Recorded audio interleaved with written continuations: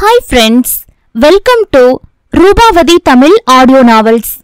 நாம இன்னைக்கு கேட்க போற கதையின் தலைப்பு இணை சேருமோ இதயம். ஆசிரியர் ரூபாவதி. வாங்க கதைக்குள்ள போகலாம். இதயம் 13. ஆதர்ஷன் அழைத்ததால் அவனை பின்தொடர்ந்து சென்றாள் தர்ஷினி. ஒரு அறையின் முன்னால் நின்ற ஆதர்ஷன் தர்ஷினியை திரும்பி பார்த்தவன், இந்த ரூம் தான் வினி, உள்ளவா என்று அவன் முன்னே செல்ல, சிரித்த முகத்துடன் உள்ளே சென்றவள் அறியவில்லை, இன்னும் சற்று நேரத்தில் அவள் சிரிப்பு இருந்த இடம் தெரியாமல் மறைந்து போகப் போகிறதென்று. அந்த அறை பார்க்க அவ்வளவு நேர்த்தியாக அழகாக இருக்க, ரூம் இன்டீரியர் ரொம்ப அழகா இருக்குல்ல வினி என கேட்டவனுக்கு எப்படி தெரியும் அவள் கவனம் முழுவதும் அவன் ஒருவன் மீது மட்டும்தான் இவ்வளவு நேரமாக இருக்கிறதென்று. அவன் கேள்வியில் சட்டென இமைகளை சிமிட்டியவள், என்ன கேட்டீங்க தர்ஷன் என்று கேட்க, அவளை பார்த்து மென்மையாக சிரித்தவன், ரூம் இன்டீரியர் ரொம்ப நல்லா இருக்குல்லன்னு கேட்டேன் என்றான். தர்ஷினி ஒரு முறை அந்த அறையை சுற்றி பார்த்தவள், அழகா இருக்கு என்றால் பட்டு போன்ற மென்குரலில். அவள் நின்று கொண்டிருப்பதை கவனித்த ஆதர்ஷ், உட்காரு வினி என்றவன், என்ன குடிக்கிற என்று கேட்டவன், அவளுக்கு கோல்டு காஃபி பிடிக்கும் என்பதால் கோல்டு காஃபி ஓகேவா என்று கேட்க, என்றால் அதே மென்குரலில். அவளின் அமைதியும் குரலில் இருந்த மென்மையுமே ஆதர்ஷனுக்கு உரைத்தது அவள் மனதில் என்ன எதிர்பார்த்து இங்கு வந்திருக்கிறாள் என்பதை. கண்களை மூடி ஆழ்ந்து மூச்செடுத்த ஆதர்ஷன் ஹோட்டல் லாபிக்கு அழைத்து 2 கோல்டு காஃபிகளை ஆர்டர் செய்தான். உங்களுக்கு தான் கோல்டு காஃபி பிடிக்காதே என்றவளை ஏறிட்டு பார்த்தவன், என்றான் அவளை போலவே. ஒரு சில நொடிகள் அமைதியாக கழிய, வினி என்று அழைத்தான் ஆதர்ஷ். சொல்லுங்க தர்ஷன் என்றவள் வெட்கத்தில் தலை நிமிராமல் அந்த ஹோட்டல் அறையில் தரையில் விரிக்கப்பட்டிருந்த கார்பெட்டை பார்த்தபடி இருந்தாள். நான் உன் விஷயத்துல ஒரு முடிவுக்கு வந்திருக்கேன் வினி. அத உன்கிட்ட சொல்லி உன்னோட முடிவை தெரிஞ்சுக்கலான்னு தான் உன்னை இங்க வர சொன்ன என்றான் தயங்கி தயங்கி. மெல்ல அவனை நிமிர்ந்து பார்த்தவள் கண்களில் அத்தனை எதிர்பார்ப்பும் ஏக்கமும் நிறைந்து வழிய, அதை பார்த்த ஆதர்ஷனுக்கு அடுத்த வார்த்தை பேச முடியாதபடி தொண்டை அடைத்தது. எச்சிலை விழுங்கியபடி அவளை பார்த்தவன், அது வினி, நான் உனக்காக என்று பேசத் தொடங்கியவனின் அலைபேசி ஒலிக்க, திரையில் யார் அழைப்பது என்று பார்த்தவனுக்கு பதட்டம் தொற்றிக்கொண்டது.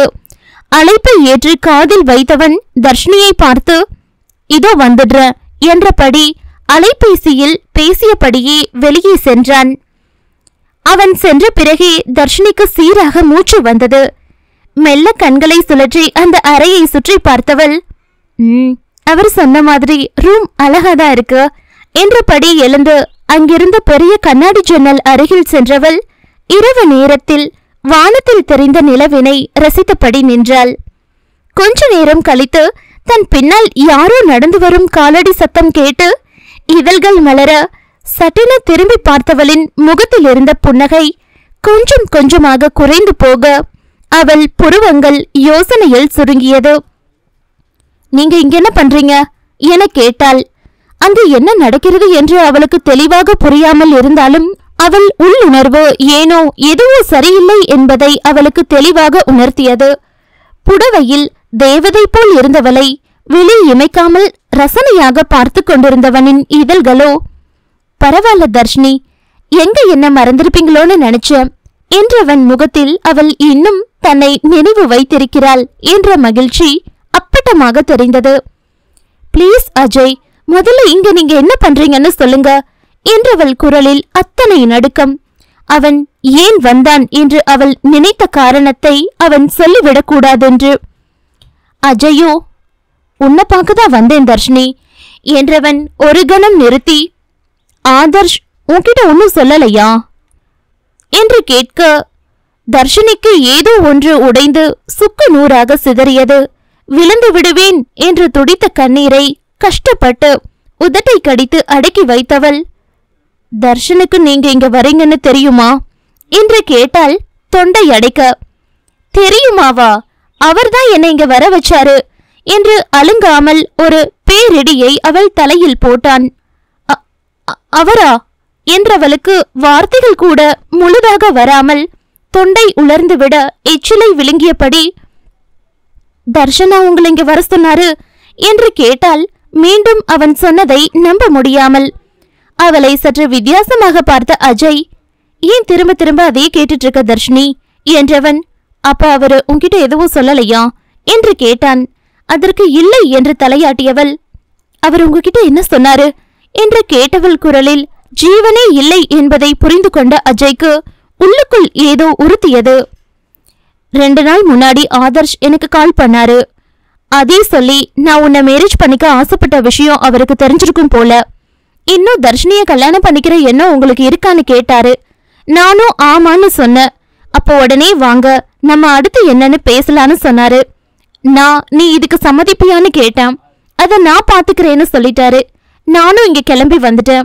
இந்த ரூம் கூட நம்ம 2 பேரும் பேசி ஒரு முடிவுக்கு வரணும்னு ஆதர்ஷ் தான் புக் பண்ணாரு என்று நடந்ததை சுருக்கமாக சொல்லி முடித்தான் அஜய். அஜய் சொன்னதையெல்லாம் கேட்டுக்கொண்டிருந்த தர்ஷினியின் முகம் உணர்வுகள் துடைத்து ஆள் நடமாட்டம் இல்லாத சாலை போல வெறுமையாகி போக அஜய்க்கு அவளை பார்க்கவே ஒரு மாதிரி கஷ்டமாக இருந்தது.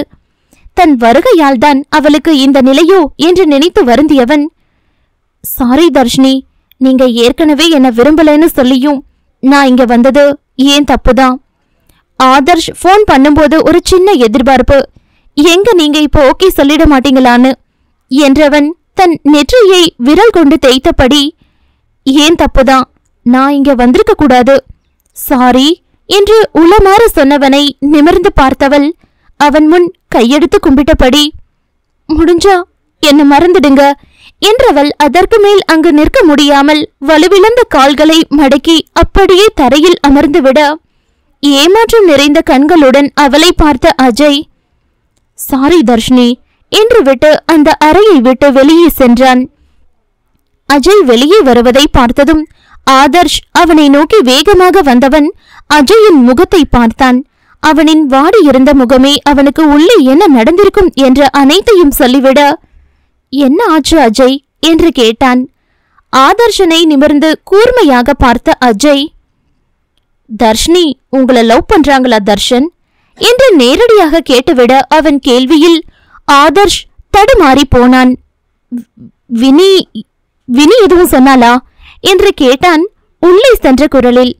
அஜய் இடவலமாக தலையாட்டியவன், அவங்க எதுவும் சொல்லல, பட் அவங்க என்ன தவிப்பா பார்த்த பார்வையை வச்சு நான் புரிஞ்சுக்கிட்டேன் அவங்க யாரையோ டீப்பா லவ் பண்றாங்கன்னு. இப்போ உங்க முகத்துல தெரிஞ்ச பரிதவிப்பு பார்த்து அவங்க லவ் பண்றது உங்களேன்னு புரிஞ்சிடுச்சு என்றவன் நிறுத்தி, டோன்ட் வரி ஆதர்ஷ், அவங்க என்னை ஏத்துக்கல என்றவனுக்கு ஆதர்ஷின் பரிதவிப்புக்கான காரணம் தெளிவாக புரிந்தது. ஆனால் பாவம், அது புரிய வேண்டியவனுக்கு இன்னும் புரியவில்லை. இந்த ஜென்மத்துல தர்ஷினி உங்களை தவிர வேற யாரையும் மனசுல நினைக்க மாட்டாங்கன்னு தோணுது தர்ஷன். முடிஞ்சா உங்களுக்குள்ள இருக்க பிரச்சனைய ஷார்ட் அவுட் பண்ணிட்டு அவங்கள மேரேஜ் பண்ணிக்கோங்க என்ற அஜய் வேகமாக அந்த இடத்தை விட்டு சென்றுவிட ஆதர்ஷ் தான் காட்டில் தொலைத்த பிள்ளை போல் வழி தெரியாமல் முழித்து கொண்டு நின்றான். அடுத்து என்ன செய்வது என்று தெரியாமல் குழம்பி நின்ற ஆதர்ஷன் தர்ஷினி இருந்த அறைக்குள் நுழைந்தான். தரையில் முட்டி போட்டு தொய்ந்து போய் அமர்ந்திருந்த தர்ஷினியின் கோலத்தை பார்க்கவே அவனுக்கு மனதிற்குள் பிசைந்தது. மெதுவாக அவள் அருகில் சென்றவன் மெல்லிய குரலில் வினி என்று அழைக்க அவன் குரல் கேட்டதும் விருட்டென்று தலையை நிமிர்த்து அவன் முகம் பார்த்தவள் சட்டென எழுந்து அவன் முன் நெஞ்சை நிமிர்த்தி நின்றவளின் கை அடுத்த நொடி தன் 5 விரல்களும் அவன் கன்னத்தில் பதியும்படி ஓங்கி அறைந்திருந்தாள். அவள் அடித்த அடியில் தீப்பற்றி எரிந்த தன் கன்னத்தை கை கொண்டு அழுத்தி பிடித்தவன் அவள் முகத்தை பார்த்து ஒரு நிமிடம் பயந்துதான் போனான். இதுநாள் வரை மென்மையும் சிரிப்பும் தவழ்ந்து மிளிர்ந்த அவள் முகத்தில் இன்று ரௌத்திரம் எரிமலை குழம்பாக விழித்துக் கொண்டிருந்தது. அக்னி பலம் போல் சிவந்திருந்த அவள் கண்களை பார்த்து ஒரு நொடி அதிர்ந்தவன் வினி என்று தவிப்பாக அழைக்க மீண்டும் பலார் என்று அவன் கன்னத்தில் அறைந்தவள் அவன் முன் தன் ஆள்காட்டி விரலை நீட்டி, இனி என்ன அப்படி கூப்பிடாத. என் பேரை சொல்ற உரிமைய நீ இழந்துட்ட. எப்ப இன்னொருத்தனை மாப்பிள்ளைன்னு நீ கூட்டிட்டு வந்தியோ அப்பவே எல்லாம் முடிஞ்சு போச்சு. இது வரைக்கும் உனக்கு என் காதல் பிடிக்கலன்னு தான் நினைச்சிட்டு இருந்த. ஆனா இப்பதான் தெரியுது உனக்கு என் காதல் புரியவே இல்லைன்னு. நீ என்ன வேணான்னு சொல்லி இருந்தா கூட எனக்கு இவ்ளோ வலிச்சிருக்காது. ஆனா இன்னொருத்தனை கூட்டிட்டு வந்த பாரு என்றவள் அவனை அருவருப்பாக பார்த்தவள், இதுக்கு மேல நீ என் காதலையும் என்னையும் அசிங்கப்படுத்தவே முடியாது என்றால் அழுத்தமாக. இல்ல வினி, நீ நினைக்கிற மாதிரி இல்ல. எனக்கு உன் காதல் பிடிக்காமலோ புரியாமலோ இல்லடி. உன்னை எனக்கு பிடிக்கும், ரொம்பவே பிடிக்கும். அதான் உன்னை விட்டு விலகி போற என்றவன் ஒரு கணம் நிறுத்தி, நான் உனக்கு பொருத்தமான ஆள் இல்ல வினி. என்ன கல்யாணம் பண்ணா உன் வாழ்க்கை நல்லா இருக்காது வினி. நான் என்னால உனக்கு ஒரு நல்ல புருஷனா இருக்க முடியும்னு தோணல என்றவன் குரல் கரகரத்தது. அவன் சொன்னதை கேட்டு கண்கள் இடுக்கி அவனை அழுத்தமாக பார்த்தாள் தர்ஷினி. அவள் பார்வையை எதிர்கொள்ள முடியாமல் தலை குனிந்த ஆதர்ஷ், நான் ஆலனை லவ் பண்ணலதான், ஆனா அவனை லவ் பண்ணின்ற நினைப்புலதான் நான் இருந்தேன். என்னோட லைஃப் அவன்தான்னு நினைச்சிட்டு இருந்த. பட் அது நடக்கல. ஆனா அதுல எனக்கு பெரிய வருத்தம் எல்லாம் இல்ல. ஆலன் பிரிவை நினைச்சு எனக்கு வருத்தம் தான். ஆனா அது ஒரு நல்ல நண்பனை இழந்த வருத்தம், அவ்வளோதான். பட் நீ அப்படி இல்ல வினி. உன்னை பார்க்காம இருந்த இந்த ஒரு வாரத்துல நான் நானாவே இல்ல. பைத்தியம் பிடிச்ச மாதிரி ஆகிடுச்சு. உன்னை தாண்டி எதையும் என்னால யோசிக்க முடியல என்றவனை அவள் நேருக்கு நேராக பார்க்க, அவளை பார்க்க தயங்கி எச்சில் விழுங்கி தொண்டையை நினைத்து கொண்டான். எஸ் வினி, நானும் உன்னை விரும்புறேன், உயிருக்குயிரா விரும்புறேன் என்றபடி அவள் முன் மண்டியிட்டு அமர்ந்தவன், I love you Vini, I love you so much என்றான் அடிமனதிலிருந்து. இவ்வளவு நாள் எந்த வார்த்தையை கேட்பதற்காக தவம் இருந்தாலோ அந்த வார்த்தைகளை கேட்டுவிட்டாள். அவளவன் வாய்மொழியில் இருந்தே அவன் காதலை அறிந்து கொண்ட பிறகும் அவள் முகத்தில் ஒரு சிறு மாற்றம் கூட இல்லாமல் சிலை போல் அவனை இன்னும் முறைத்தபடியே நின்றாள்.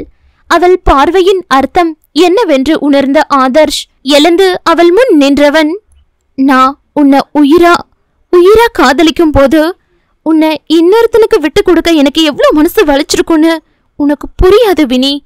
ஆனா உன் நல்லதுக்காக அந்த மரண வலிய தாங்கிட்டு அஜயை இங்க வர வச்சேன்.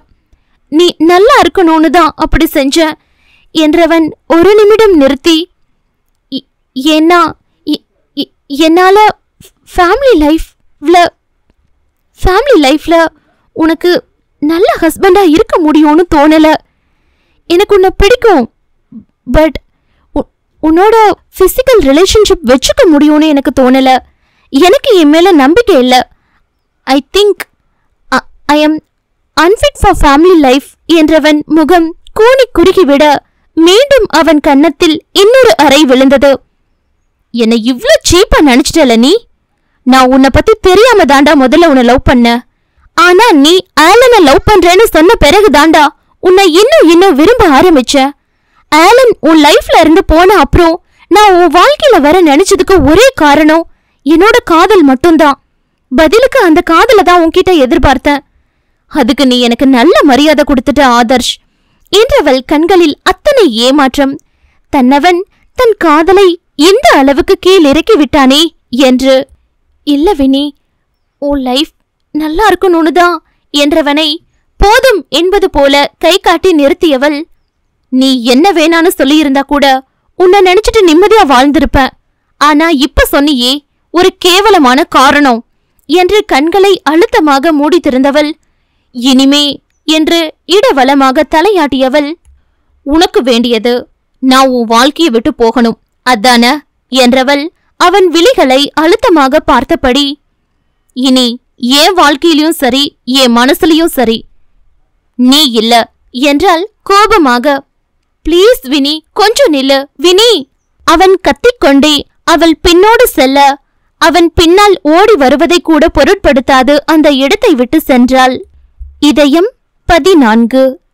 தர்ஷினியை பார்க்க ஆதர்ஷ் வர சொல்லியது பற்றி அதீஷனிடம் சந்தோஷமாக சொல்லிக் கொண்டிருந்தாள் தன்வி.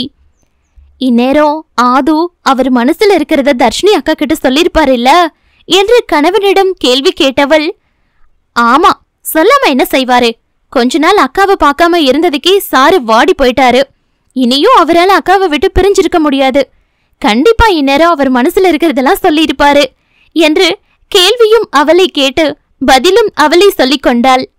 அமைதியாக எதையோ யோசித்துக் கொண்டிருந்த கணவனை பார்த்து, என்ன தர்ஷ், நான் பாட்டுக்கு இங்க பேசிக்கிட்டே இருக்கேன், நீங்க அமைதியா எதையோ யோசிச்சுட்டு இருக்கீங்க, அப்படி என்னதான் யோசிச்சுட்டு இருக்கீங்க என்றபடி தன் கணவன் அருகில் வந்து அமர்ந்தாள். தன் அருகில் வந்து அமர்ந்தவள் முகத்தை பார்த்து இழுத்து மூச்செடுத்தவன், நான் நேத்து தர்ஷன் கிட்ட பேசின என்றான் எந்த முகாந்திரமும் இல்லாமல். இப்படி தலையும் புரியாம வாலும் புரியாம ஆது கிட்ட பேசினேன்னு சொன்னா என்ன அர்த்தம் என்று கேட்டாள் தன்வி. அன்னைக்கு பார்ட்டி முடிஞ்ச அன்னைக்கு தர்ஷினிய டிராப் பண்ணிட்டு வரும்போது ஆதர்ஸ் கிட்ட ஒரு விஷயத்த பத்தி கேட்கணும்னு முடிவு பண்ணோமே, அந்த விஷயம்தான் என்றதும் தான் தன்விக்கு பதட்டம் ஒட்டி கொண்டது. பேசிட்டீங்களா? ஆது என்ன சொன்னாரு என்று தட்டு தடமாறி கேட்டவளுக்கு உள்ளுக்குள் அத்தனை பதட்டம்.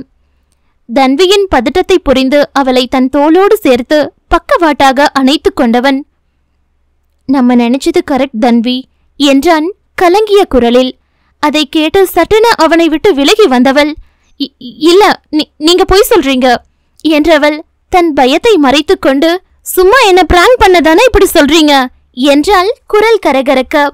அதற்கு இடவளமாக இல்லை என்பது போல தலையாட்டியவன், அதுதான் தன்வி உண்மை. தர்ஷன் அப்படிதான் நினைக்கிறான். அவனால எந்த பொண்ணு கூடவும் பிசிக்கல் ரிலேஷன்ஷிப் வச்சுக்க முடியாதுன்னு அவன் பயப்படுறான்.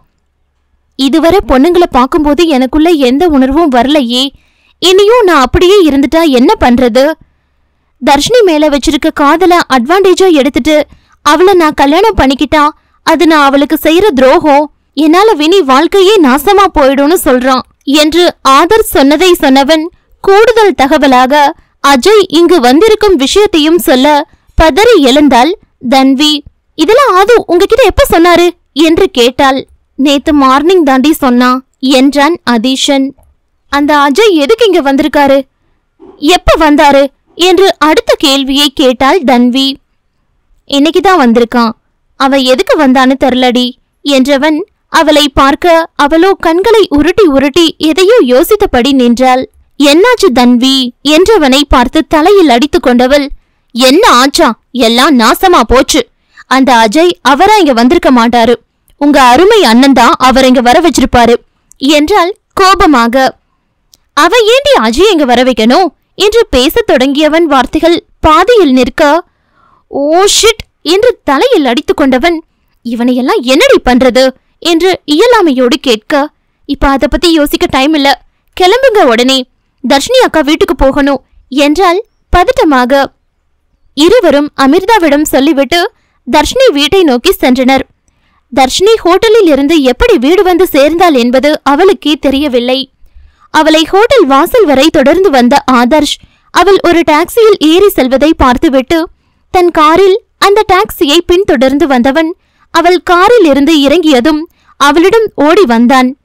டாக்ஸிக்கு உண்டான பணத்தை கொடுத்து டிரைவரை அனுப்பி வைத்தவன் அவளை திரும்பி பார்க்க, அப்படி ஒருவன் அங்கு இல்லவே இல்லை என்பது போல அவனை கடந்து சென்ற தர்ஷினி வீட்டிற்குள் சென்று கதவை அடைத்துக் கொண்டாள்.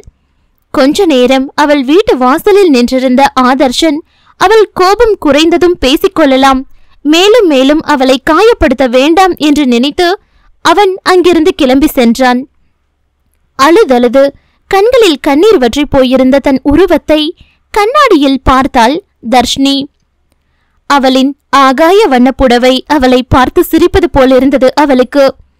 அவனுக்கு பிடித்த நிறத்தில் தேடி தேடி அந்த புடவையை எடுத்தவள் எத்தனை எத்தனை ஆசைகளுடன் அதை உடுத்திக்கொண்டு அவனை பார்க்க சென்றாள்.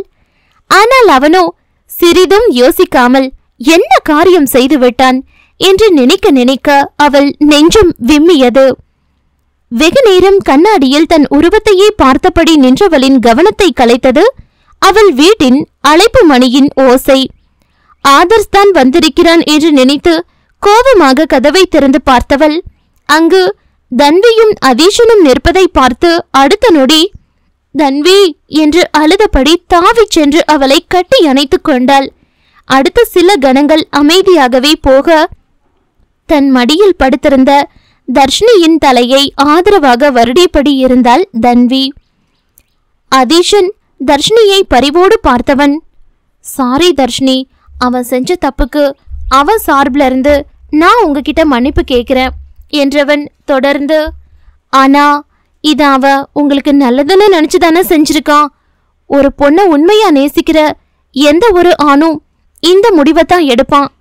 இத நான் அவன் தம்பியா இருந்து சொல்லல, நானும் ஒரு ஆம்பளைன்ற முறையில ஒரு பொண்ணை உயிருக்குயிரா நேசிக்கிறவன்ற இடத்துல இருந்து சொல்றேன். ஒருவேளை உங்களுக்கு அப்படி ஒரு பிரச்சனை இருக்குன்னு தெரிஞ்சா நீங்க அவனை கல்யாணம் பண்ணிக்க சம்மதிப்பீங்களா சொல்லுங்க? அப்போ உங்களால அவன் லைஃப் பாதிக்கப்படக்கூடாதுன்னு தானே நினைப்பீங்க. அவனை விட்டு விலகி போய் அவனுக்கு ஒரு நல்ல லைஃப் கிடைக்கணும்னு தானே யோசிப்பீங்க என்றவனின் வார்த்தையில் தன்வி மடியில் இருந்து எழுந்து அமர்ந்த தர்ஷினியின் முகமே சொன்னது அவளின் பதிலை. அதேதாங்க அவனுக்கும். அவன் உங்களை விரும்பியும் எங்க அவனால உங்க லைஃப் ஸ்பாயில் ஆயிடக்கூடாதுன்னே பயந்துதான் ஒரு அவசரத்துல யோசிக்காம இப்படி பண்ணிட்டான் என்ற ஆதர்ஷனின் மனநிலையை தெளிவாக சொல்ல அதை தர்ஷினியும் உணர்ந்துதான் இருந்தாள். நீங்க சொல்றது சரிதான் ஆதி. அவரு எல்லாத்தையும் எனக்காக என் நல்லதுக்காக தான் செஞ்சாரு, நான் ஒத்துக்கிறேன். ஆனா ஒரு செகண்ட் கூட அவரு செய்ய போற இந்த காரியம் என்னை எந்த அளவுக்கு உடைச்சு நொறுக்குன்னு யோசிக்காம விட்டுட்டாரே. நான் அவர் மேல வச்சிருக்கிறது வெறும் காதல் மட்டும் இல்ல, அவர் மேல எனக்கு பெரிய நம்பிக்கை இருந்தது. அவரு அடுத்தவங்களை காயப்படுத்த மாட்டார்னு. அந்த நம்பிக்கை இன்னைக்கு உடைஞ்சு போயிடுச்சு ஆதி. இத செஞ்சா நான் மனசளவுல மறிச்சு போவேன்னு தெரிஞ்சும் என்னோட தர்ஷன் இப்படி பண்ணிட்டாரேன்னு தான் அது எனக்கு வலிக்குது என்று நெஞ்சை தொட்டு காட்டியவள், இங்க வலிக்குது என்று சொல்ல இருவருக்குமே அவளின் மனவேதனை புரிந்தது. தன்வி கண்ணீரோடு தர்ஷினியை பார்த்தவள், எனக்கு என்ன பண்றதுன்னு தெரியல. தேவையில்லாம உங்களை இங்க வர வச்சு உங்களுக்கு இருந்த கொஞ்சம் நெஞ்ச நிம்மதியும் கெடுத்துட்டேன். அப்படிதான் எனக்கு தோணுதுக்கா. எங்க கடைசி வர நீங்க 2 பேருமே இப்படி தனித்தனியா இருந்துடக்கூடாதுன்னு தான் இப்படி செஞ்சேன். ஆனா எல்லாம் வீணாகிடுச்சு. உங்களுக்காக என்னால ஒண்ணுமே செய்ய முடியாம போச்சு என்றவளின் வார்த்தையில் மெல்ல நிமிர்ந்து தன்வியின் முகத்தை ஒரு முறை ஆழ்ந்து பார்த்தாள் தர்ஷினி. உன்னால எனக்கு ஏதாவது செய்ய முடியும்னா அதை நீ எனக்காக செய்வியா என்று கேட்டாள் அழுத்தமாக. உடனே தன்வி, கண்டிப்பா செய்வேங்கா என்றால் தர்ஷினி என்ன கேட்கப் போகிறாள் என்று சிறிதும் யோசிக்காமல், ஒரு நாள் நீ சொன்னல்ல தர்ஷன், நீ என்ன கேட்டாலும் செய்வேன்னு உனக்கு ஒரு ப்ராமிஸ் பண்ணிருக்காருன்னு என்று கேட்டாள் தர்ஷினி. ஆமா என்றாள் தன்வி. அந்த ப்ராமிஸை வச்சு நீ எனக்காக ஒன்று செய்யணும், செய்வியா என்று கேட்டால் தாழ்ந்த குரலில். ஒருவேளை தன்னை கல்யாணம் செய்து கொள்ள சொல்லி ஆதர்ஷனிடம் கேட்க சொல்லுவாளோ என்று நினைத்த தன்வி திரும்பி அதீஷனை பார்த்தாள். அவனுக்கும் தர்ஷினி கல்யாணம் பற்றிதான் கேட்கப் போகிறாள் என்று நினைத்து கண்களை மூடி திறக்க அதை புரிந்து கொண்ட தன்வி, சொல்லுங்க நான் என்ன செய்யணும் என்று கேட்டவள் தர்ஷினி சொன்னதை கேட்டு தலையில் இடி விழுந்தது போல அமர்ந்து விட்டாள். தன்வி இப்படி என்றால் அதீஷனோ, ஆர் யூ மேட் தர்ஷினி, என்ன கேக்குறீங்கன்னு நல்லா புரிஞ்சுதான் கேக்குறீங்களா என்று கோபத்தில் கத்திவிட அவனை நிமிர்ந்து பார்த்த தர்ஷினி, எனக்கு என்ன வேணுமோ அதை நான் கேட்டேன், குடுக்கறதும் மறுக்கறதும் தன்வி கையில தான் இருக்கு என்றவள் தன்வியை பார்க்க தன்வியோ இன்னும் தர்ஷினி கேட்டதின் அதிர்ச்சியிலிருந்து வெளியே வராமல் உறைந்திருந்தாள். அவளை பார்த்து, சொல்லு தன்வி, நான் கேட்டதை உன்னால எனக்கு தர முடியுமா என்று மீண்டும் கேட்க அதீஷனோ, வேணா தன்வி, இது வேணா, இதனால யாருக்கும் எந்த நல்லதும் நடக்காது, ப்ளீஸ் வேணா என சொல்லிக் கொண்டிருக்கும் போதே, ஓகே நீங்க கேட்டதை நான் செய்யறேன் என்றால் உறுதியாக. தன்வி என்று கத்திய கணவனை பார்த்து, உங்ககிட்ட வேற எதுவும் வழி இருக்கா தஷ் என்றவள் இடவலமாக தலையாட்டி, இருந்த எல்லா வழியையும் உங்க அண்ணா அடிச்சிட்டாரு, சோ எனக்கும் வேற வழி இல்ல. இவங்களை இங்க வர வச்சு நான் செஞ்ச தப்புக்கு இதுதான் நான் செய்யற பரிகாரம் என்றவள் தர்ஷினியை பார்த்து, ஒரு நாள் வெயிட் பண்ணுங்க என்றவள் அதீஷனை பார்த்து, வீட்டுக்கு போலாம் தஷ், என்னால முடியல, நான் இப்ப தூங்கணும் என்றவள் தன் சூழ் கொண்ட வயிற்றை பிடித்தபடி எழ பார்க்க அதீஷன் ஓடி வந்து அவளை தன் கை வளைவில் பிடித்து கொண்டான். இரவு விளக்கு வெளிச்சத்தில் ஜொலித்த சாலையையே வெறித்தபடி அமைதியாக அமர்ந்திருந்த தன் மனைவியை பார்த்த அதீஷனுக்கு உள்ளுக்குள் அத்தனை கோபம். ஆனால் அவள் இருக்கும் நிலையில் அவளை எதுவும் சொல்ல முடியாது அமைதியாக இருந்தான். தர்ஷினி கேட்டது, நிச்சயம் நீ செய்யத்தான் போறியா என்று கேட்டான் அழுத்தமாக. அவன் கேள்விக்கு அவள் தலையை மட்டும் ஆமாம் என்பது போல ஆட்டினாள், அவனை திரும்பி கூட பார்க்காமல். அவங்கதான் புத்தி கெட்டு போய் இப்படி கேட்டாங்க, நீ அதுக்கு சரின்னு சொல்றது தப்புடி என்றான் ஆற்றாமையாக. அதற்கு தன்வி அமைதியாக இருக்க, இதுக்கு தர்ஷன் சம்மதிப்பான்னு நினைக்கிறியா என்று அடுத்த கேள்வியை கேட்டான். உடனே தன்வி திரும்பி தன்னவனை பார்த்தவள், அவரை எப்படி சம்மதிக்க வைக்கணும்னு எனக்கு தெரியும் என்றாள் அழுத்தமாக. அவளின் அழுத்தமே அவனுக்கு சொன்னது அவள் தர்ஷனை பணிய வைக்க எதையும் செய்வாள் என்று. அதில் உள்ளுக்குள் அதிர்ந்த அதீஷன், ப்ளீஸ் டி, எது செய்யறதா இருந்தாலும் எல்லாத்தையும் யோசிச்சு முடிவிடு என்றவனின் தவிப்பில் தன்விக்கும் உள்ளம் தகிக்கத்தான் செய்தது. ஆனால் இப்போதிருக்கும் சூழ்நிலையில் அவளால் தர்ஷினியை தவிர வேறு எதையும் யோசிக்க முடியாது போக அமைதியையே தன் ஆயுதமாக்கிக் கொண்டாள். இனி அவளிடமிருந்து ஒரு வார்த்தையும் வராது என்று புரிந்து கொண்ட அதீஷன் தன் வீட்டின் முன் காரை நிறுத்தினான். தன்வியும் அதீஷனும் காரிலிருந்து இறங்கி உள்ளே வர அங்கு ஹாலில் தலையில் கை வைத்தபடி அமர்ந்திருக்கும் தர்ஷனை பார்த்தனர். அவனை பார்த்ததும் அதீஷன் அவனை நோக்கி செல்ல அவன் கையை பிடித்து நிறுத்திய தன்வி இடவலமாக தலையாட்டி, இப்ப வேணா என்று நிதானமாக சொன்னவள் தன் அறையை நோக்கி சென்றுவிட அவள் அமைதிக்கு பின் இருக்கும் முடிவை நினைத்து அதீஷனுக்கு உள்ளுக்குள் பதைபதைத்தது. ஆதர்ஷை பார்த்து, ஏண்டா இப்படி செஞ்ச என்று மனதிற்குள் திட்டியவன் அவன் அறைக்கு செல்ல அங்கு அமைதியாக உறங்கிக் கொண்டிருந்தாள் தன்வி. உறங்கும் மனைவியை பார்த்து ஆழ்ந்து மூச்செடுத்தவன், நாளைக்கு என்ன இடிய தூக்கி என் தலையில போட போறாளோ என்று முணுமுணுத்தபடி அவள் அருகில் சென்று அவளை அணைத்தபடி படுத்து கொண்டவனின் தூக்கம் தொலைதூரம் தொலைந்து போனது. அப்படி தர்ஷினி தன்வியிடம் என்ன கேட்டாள்? அவள் கேட்டதை தன்வி அவளுக்கு கொடுப்பாளா? இதில் ஆதர்ஷ் அதீஷன் நிலை என்ன ஆகும்? பிரிந்தவர்கள் மீண்டும் சேர்வார்களா, இல்லை இணைந்தவர்கள் பிரிவை சந்திப்பார்களா? இதயம் 15. அன்று காலை விடிந்தது முதல் அதீஷன் பதட்டமாகவே சுற்றி கொண்டிருந்ததை கவனித்துக் கொண்டிருந்தார் அமிர்தா. டே ஆதி, உனக்கு என்னாச்சு? காலையிலிருந்து பாக்குற, நீ ரொம்ப பதட்டமாவே இருக்க. என்னாச்சு உனக்கு? ஆமா, தன்வி எங்கடா? மணி 10 ஆச்சு. இன்னும் ஒன்னு சாப்பிடாம ரூம்லயே இருக்கா.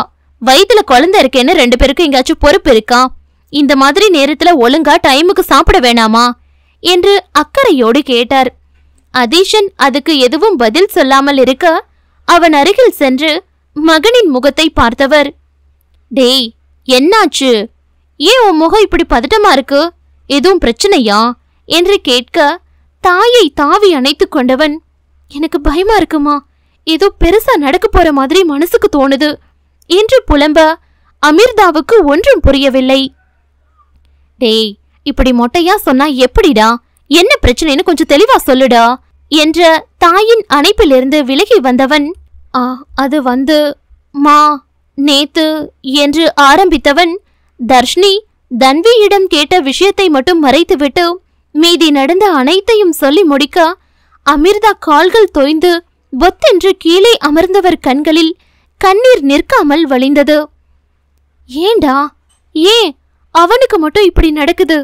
தர்ஷினி மாதிரி ஒரு நல்ல பொண்ணு இவன் வாழ்க்கையில வந்திருக்காளேன்னு நான் அந்த கடவுளுக்கு நன்றி சொல்லிட்டு இருக்கேன். இங்க இவன் எல்லாத்தையும் இப்படி போட்டு கெடுத்து வச்சிருக்கானே என்று தலையில் அடித்துக்கொண்டு அழ ஆரம்பிக்க அன்னையின் கண்ணீரை பார்த்த அதீஷனுக்கும் கண்கள் கலங்கியது. இதுக்கே நீங்க இப்படி கதறீங்களே, இதுல இன்னும் நடந்த எல்லாத்தையும் சொன்னா நீங்க என்னமா பண்ணுவீங்க என்று இயலாமையோடு பேசிய மகனை நிமிர்ந்து பார்த்த அமிர்தா, இதுக்கு மேல இன்னும் என்னடா நடக்கணும்? அதான் எல்லாத்தையும் உன் அண்ணன் கெடுத்து வச்சுட்டானே, இன்னும் என்ன இருக்கு என்று கேட்க, இப்ப பிரச்சனை தர்ஷன் கிடையாது, உங்க மருமக. இனிமே பண்ண போறதுதான் என்றான் ஆற்றாமையாக. தன்வியா? அவ என்னடா செஞ்சா என்று கேட்டார் அமிர்தா. செஞ்சா இல்லம்மா, இனிமேதான் செய்ய போறா என்றபடியே அங்கு வந்தாள் தன்வி. தன்வியின் இறுகி போயிருந்த முகத்தை பார்க்க பார்க்க அதீஷனுக்கு உள்ளுக்குள் மனம் பதற ஆரம்பித்தது. தன்வி அருகில் சென்ற அமிர்தா, என்னாச்சு தன்வி, ஏன் உன் முகம் இப்படி இருக்கு என்றவர். தர்ஷனை நினைச்சு கவலைப்பட்டுட்டு இருக்கியா என்றவர்.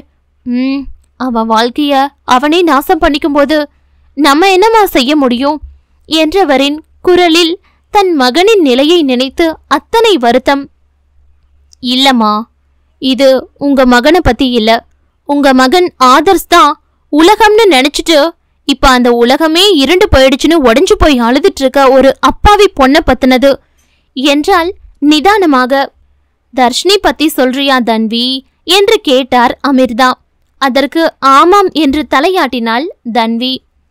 என்ன பண்ண தன்வி, அப்படி ஒரு நல்ல பொண்ணை கல்யாணம் பண்ணிக்க இவனுக்கு கொடுத்து வைக்கலையே, நம்ம என்ன பண்ண முடியும் என்றார் வருத்தமாக. முடியும்மா, உங்க பையன் நினைச்சா அது முடியும். தர்ஷினி உங்க பையன் கிட்ட இருந்து உன்னை எதிர்பார்க்கிறாங்க. அதை கொடுக்க உங்க மகன் சம்மதிச்சா போதும். அவங்கள இங்க வரவழைச்சு நம்ம செஞ்ச தப்புக்கு அதுதான் நம்ம செய்யற சரியான பரிகாரமா இருக்கும் என்றால் அதே நிதானத்தோடு. வினிக்கு எங்கிட்ட இருந்து என்ன வேணும்னு சொல்லு தன்வி, அவளுக்காக எதையோ செய்ய நான் ரெடியா இருக்கேன் என்று சொன்னபடி அங்கு வந்தான் ஆதர்ஷன். சொல்லு தன்வி, வினிக்கு எங்கிட்ட இருந்து என்ன வேணும் என்று கேட்டவனை ஊடுருவும் பார்வை பார்த்தவள், அவங்க என்ன கேட்டாலும் தருவீங்களா என்று கேட்டால் ஒற்றை புருவம் உயர்த்தி. அவ என் உயிரை கேட்டா கூட தருவேன் என்றவனை பார்த்து கோணலாக சிரித்தவள். கரெக்ட், அவங்களுக்கும் உங்க உயிர்தான் வேணுமாமா ஆது, தர்றீங்களா என்று அழுத்தமாக கேட்க அமிர்தா பதறிவிட்டார். தன்வி, என்ன பேசுற நீ என்று அதட்ட ஆதர்ஷன் முகத்தில் புன்னகையோடு, அவ சந்தோஷமா இருப்பானா, அதுக்காக எதையோ செய்ய நான் தயாரா இருக்கும்போது ஆஃப்டர் ஆல் இந்த உயிர் அதை தரமாட்டேனா என்று சொல்ல அதீஷனுக்குத்தான் தலை சுற்றியது. டே அறிவு கிட்டவனே, அவ என்ன சொல்றான்னு புரியாம நீ பாட்டுக்கு பேசிட்டு இருக்கியே என்றான் எரிச்சலாக. அதையெல்லாம் காதில் வாங்காத ஆதர்ஷ், இப்ப சொல்றேன் தன்வி, வினி சந்தோஷத்துக்காக என் உயிரை கொடுக்கணும்னு சொன்னாலும் அதுக்கு நான் ரெடி என்றவனை அழுத்தமாக பார்த்த தன்வி, சத்தியமா தானே சொல்றீங்க, சொன்ன வார்த்தையை மீற மாட்டீங்களே என்று கேட்க எதை பற்றியும் யோசிக்காமல் தன்வி தலையில் கை வைத்தவன், உன் மேல சத்தியமா சொல்ற, வினி என்ன கேட்டாலும் நான் செய்வேன் என்று சொன்னதுதான். அதீஷன் தலையில் கை வைத்து கொண்டு நாசமா போச்சு என்று கத்த அமிர்தா அங்கு என்ன நடக்கிறது என்று புரியாமல் குழப்பமாக நின்றார்.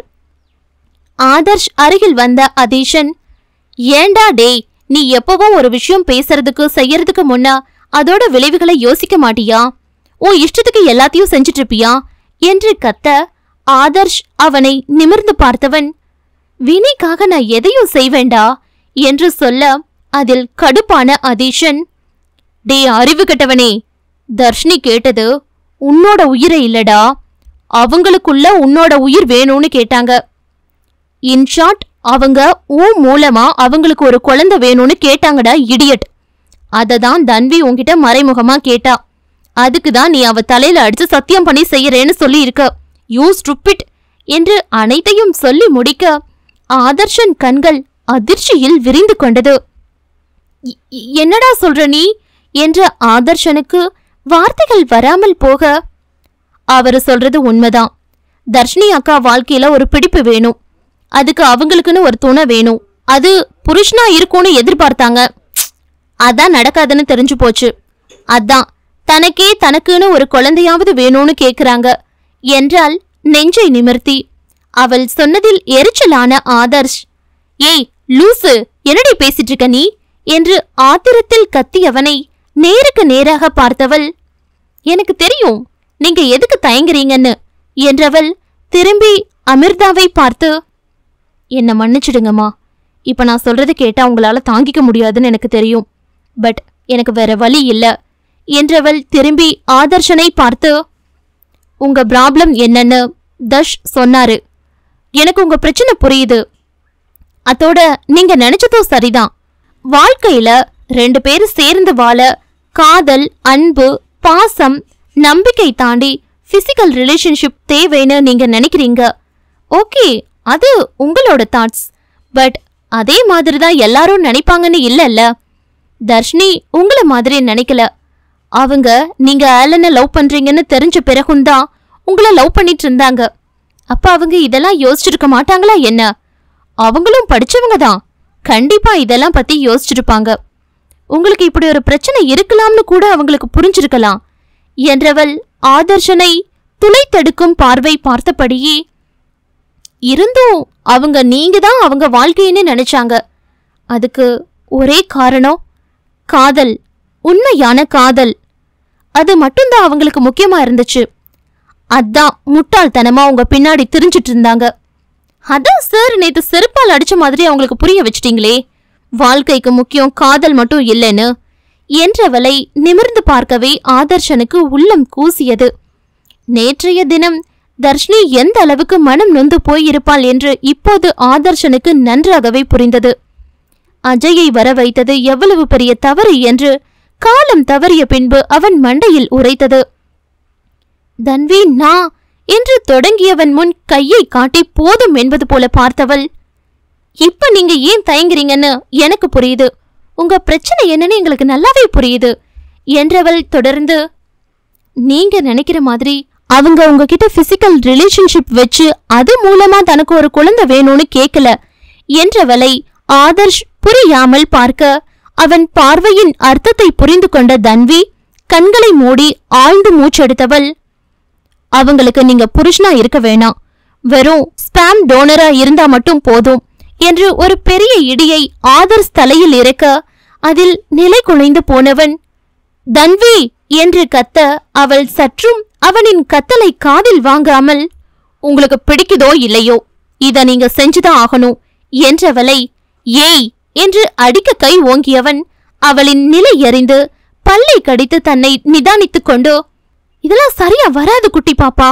தர்ஷினி வாழ்க்கையே நாசமா போயிடும் என்றான் வலியோடு. இப்ப மட்டும் என்ன அவங்க நல்லாவா இருக்காங்க? எப்ப உங்களை அவங்க காதலிக்க ஆரம்பிச்சாங்களோ அப்பவே அவங்க வாழ்க்கை நாசமா போச்சு. இப்ப அத சரி பண்ணி இனி வாழ போற தன்னோட வாழ்க்கைக்கு ஒரு ஆதாரமா தான் அவங்க இந்த குழந்தைய கேக்குறாங்க. அத கூட உங்களால செய்ய முடியாதா என்று கேட்க ஆதர்ஷனுக்கு அவளுக்கு தன் நிலையை எப்படி சொல்லி புரிய வைப்பது என்று புரியவில்லை. தன்வி என்று அவன் ஏதோ சொல்ல வர, நோ, நான் எதையும் கேட்க தயாரா இல்ல, உண்டு இல்லைன்னு இப்பவே சொல்லுங்க என்றால் பிடிவாதமாக. என்னால முடியாது என்றான் அவனும் முடிவாக. இருவருக்கும் இடையே நடக்கும் இந்த சண்டையில் பாவம் அதீஷனும் அமிர்தாவும் தான் யார் பக்கம் பேசுவது என்று புரியாமல் தவிப்போடு கையை பிசைந்து கொண்டிருந்தன. ஆதர்ஷ் பதிலை கேட்டு அவளை அனல் தெரிக்கும் பார்வை பார்த்த தன்வி, உங்க முடிவை நீங்க சொல்லிட்டீங்கல்ல, இப்ப என்னோட முடிவை நீங்க தெரிஞ்சுக்கோங்க என்றவள் வேகமாக தன் அறைக்கு செல்ல அதீஷனுக்கு நெஞ்சம் படபடக்க ஆரம்பித்தது. ஆதர்ஷ் என்ன செய்வதென்று தெரியாமல் குழம்பி நின்ற கணம் தன்வி பெரிய சூட்கேஸை இழுத்து கொண்டு வந்தவள், நான் இந்த வீட்டை விட்டு போறேன் என்று சொல்ல அந்த வார்த்தையில் அதீஷன் உறைந்து நிற்க அமிர்தாவோ, தன்வி என்னமா இது என்று பதற ஆதர்ஷனோ, மரியாதையா பெட்டியை உள்ள கொண்டு போய் வை தன்வி என்று அதட்டினான். எதையும் காதில் வாங்காத தன்வி, நான் நினைச்சது நடக்கல, அப்புறம் நான் இங்க இருந்தா என்ன இல்லாட்டி என்ன, என்ன பார்த்து பார்த்து வளர்ந்த என்னோட ஆது வாழ்க்கை இப்படி வறண்டு கிடக்கும் போது எனக்கு மட்டும் எதுக்கு இந்த வாழ்க்கை, சந்தோஷம் எல்லாம், நான் போறேன், உங்க தம்பிக்கு வேற பொண்ணை பார்த்து கல்யாணம் பண்ணி வைங்க என்றவளை அதீஷன் இமைக்காமல் பார்த்து கொண்டிருந்தானே தவிர வாய் திறந்து ஒரு வார்த்தை பேசவில்லை. டே ஆதி, என்னடா செல மாதிரி நிக்கிற, இவளுக்கு கொஞ்சம் புரிய வேடா என்று ஆதர்ஷ் கத்த அதீஷனிடம் எந்த அசைவும் இல்லை. அவளை பார்த்தது பார்த்தபடி அமைதியாக நின்றான். அவனின் அந்த அமைதி தன்வியை உயிரோடு வதைக்க கண்களை தாண்டி வர துடித்த கண்ணீரை கஷ்டப்பட்டு பல்லை கடித்து அடக்கியவள் திரும்பி ஆதர்ஷை பார்த்து, இப்போவும் உங்களுக்கு உங்க முடிவு உங்க உணர்வுகள் தான் முக்கியம் இல்ல என்று நிமிர்ந்து அவனை பார்த்து, என் தலையில அடிச்சு சத்தியம் பண்ண பிறகும் நீங்க இப்படி பேசுறீங்கன்னா அதுக்கு என்ன அர்த்தம்? நானும் என் புள்ளையும் செத்தாலும் பரவாயில்லன்னு தானே என்று தொடங்கும் முன்பே அவள் வாயில் பொத்தி இருந்தான் ஆதர்ஷன்.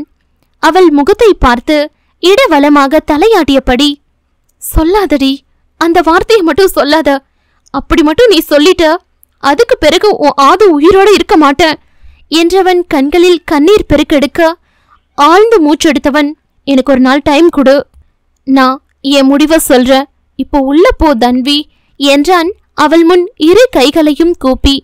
அவனின் இந்த செயலில் உள்ளம் பதறிய தன்வி அதை வெளியில் காட்டிக்கொள்ளாமல் பெட்டியை எடுத்துக்கொண்டு அவள் அறைக்கு சென்று விட்டாள். ஆதர்ஷ் திரும்பி அதீஷனை பார்த்தவன், போய் அவளை பாருடா என்று சொல்ல அதீஷன் தளர்ந்த நடையோடு அவன் அறைக்கு சென்றான். அங்கு தன்வி ஜன்னல் கம்பியை இறுக்கி பிடித்தபடி நின்று கொண்டிருந்தவள். கதவு திறக்கும் சத்தம் கேட்டு திரும்பியவள் அவள் அவனை பார்த்ததும் தஷ் என்ற கதறலோடு ஓடி சென்று அவனை நெஞ்சோடு சேர்த்து இறுக்கி கட்டிக்கொண்டவளின் விழி நீர் அவன் மார்பை நனைத்தது. காற்று கூட இடையில் நுழைந்து செல்ல முடியாத அளவுக்கு தன்னை இறுக்கி அணைத்திருந்த மனைவியை பதிலுக்கு அணைக்காமல் கல்போல் நின்றவனின் காதில் அவள் விசும்பல் சத்தம் கேட்க மெல்ல குனிந்து தன் நெஞ்சில் சாய்ந்திருந்தவளையும் அவள் கொண்டு வந்த சூட்கேஸையும் மாறி மாறி பார்த்தவன், அந்த சூட்கேஸ்ல ஒன்னும் இல்லதான தன்வி, நீ என்னை விட்டு போக நினைக்கலதான என்றவன் குரலில் அத்தனை நடுக்கம். அவன் நெஞ்சில் சாய்ந்தபடி அவன் முகத்தை நிமிர்ந்து பார்த்த தன்வி, அதை நான் அவ்வளோ ஈஸியா தூக்கிட்டு வந்ததுலயே தெரியல, அது காலின்னு நானாவது என் தஷ விட்டுட்டு போறதாவது என்று அழுகையூடி சொன்னவளின் நிலையை கூட மறந்து எலும்புகள் நொறுங்கும் அளவுக்கு இறுக்கி அணைத்தவன் கண்களில் கண்ணீர் அருவியாக கொட்டியது. நீ என்னை விட்டு போக மாட்டேன்னு தெரியும்தான், ஆனாலும் நீ பெட்டியோட வந்து நின்னதும் சத்தியமா பயந்துட்டேண்டி, எங்க நீ என்னை விட்டு என்று தொடங்கியவனின் மீதி வார்த்தைகள் அவள் இதழ்களில் சிக்கிக்கொண்டது. இருவரின் இதழ்களை தாண்டி உள்ளம் தொட்டு உயிரை நிறைத்தது அந்த நீண்ட இதழ் அணைப்பு. இதுக்கப்புறம் என்ன ஆனாலும் சரி, என் தஷ விட்டு நான் போகமாட்டேன். அப்படி உங்களை விட்டு நான் போறதா இருந்தா அது என்னோட சாவா மட்டும்தான் இருக்கும் என்று சொல்ல வந்தவள் வார்த்தைகளை அவன் இதழ்களுக்குள் இழுத்து கொண்டான் அவன். இங்கு தன்வியின் முடிவை கேட்டு அதிர்ந்த ஆதர்ஷ் இதை பற்றி தர்ஷினியிடம் பேசி அனைத்தையும் சரி செய்யலாம் என்று கணக்கு போட்டிருக்க, விதியோ வேறு ஒரு கணக்கு போட்டு காத்திருந்தது.